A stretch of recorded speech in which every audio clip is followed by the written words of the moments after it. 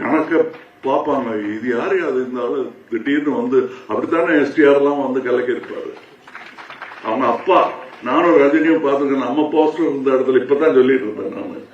நானும் நம்ம போஸ்டர் வச்சிருந்த இடத்துல இந்த ஆளு ஒரு வருஷம் தான் ஆச்சு இவர் வந்து போஸ்டர் வச்சுட்டாங்க அப்படின்னு நாங்க 2 பேரும் பேசிட்டு இருந்தோம். சிம்பு கன்சர்ன். அவங்க அப்பா வந்து ரொம்ப என்ன பிடிக்குங்கிறத விட பாசம். ஏதாவது எனக்கு ஒண்ணுன்னா வந்து என் சட்டையை நனைச்சிட்டு போயிடுவாரு, நெஞ்சில சாஞ்சு அழுதுருவாரு எனக்கு ஏதாவது ஒண்ணுன்னா. சோ அது ஒரு ஜெனரேஷன். இவர் எப்படி இருப்பாரோ அப்படின்னா பாசத்துல இவர் வந்து அவர் 8 அடின்னா இவர் 16 அடி பண்ணிருக்காரு.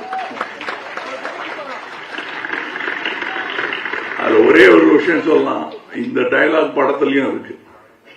அவரை பார்த்து நான் சொல்ற மாதிரி நான் நினைச்சிட்டது என் பர்சனல் லைஃப். அது கேரக்டர் பேசிச்சுன்னா கூட எனக்கு அந்த மாதிரி நட்பெல்லாம் இந்த திரைத்துறையில், பொறாமையும் போட்டியும் நிறைந்த இந்த திரைத்துறையில் இப்படியெல்லாம் நட்பு கிடைக்கிறது கஷ்டம்.